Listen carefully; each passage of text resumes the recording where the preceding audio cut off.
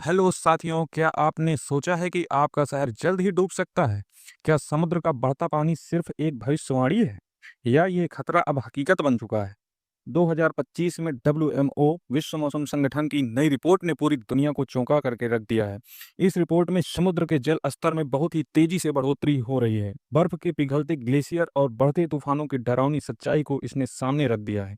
जलवायु परिवर्तन अब सिर्फ एक शब्द नहीं बल्कि एक वैश्विक संकट बन चुका है। तो आज इस वीडियो के माध्यम से हम आपको बताते हैं कि मुद्दा क्या है और किस हिसाब की हमें चेतावनी मिल रही है मौसम की विभाग की तरफ से और हमें क्या करना चाहिए। तो चलिए शुरू करते हैं। सबसे पहले जान लेते हैं कि ये चर्चा में क्यों है। देखिए, डब्ल्यूएमओ रिपोर्ट 2025 के अनुसार भारत में समुद्र स्तर औसतन 4 मिलीमीटर वर्ष की दर से बढ़ रहा है।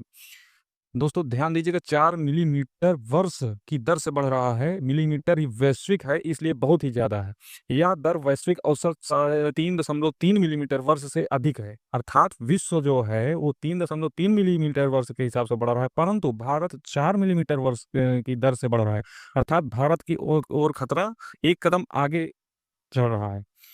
अब बात कर लेते हैं, तटीय इलाकों को डूबने का खतरा मंडराने लगा है। फिर बात कर लेते हैं कि भारत में सबसे प्रभावित क्षेत्र जो हैं वो कौन-कौन से हैं। सबसे पहले आता है हमारा पश्चिम बंगाल का सुंदरबन क्षेत्र। सबसे इम्पोर्टेंट क्षेत्र और ये सबसे खतरा जिस पर है वो ये राज्य है। अब बात कर लेते हैं दूसरा कौन-सा राज्य है, ओडिशा और आंध्र प्रदेश। तीसरा तमिलनाडु और केरल। गुजरात का कच्छ और भावनगर इसके अंदर आ रहा है और मुंबई, महाराष्ट्र इसके सीधे निशाने पर है। अब बात कर लेते हैं समुद्र स्तर बढ़ने से खतरे क्या-क्या हैं।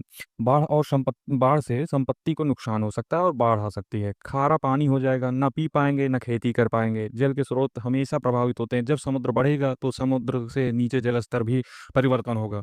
तटीय लोगों का पलायन होगा, लोग अपनी जान बचाने के लिए इधर-उधर भागेंगे, जैव विविधता पर संकट आ जाएगा।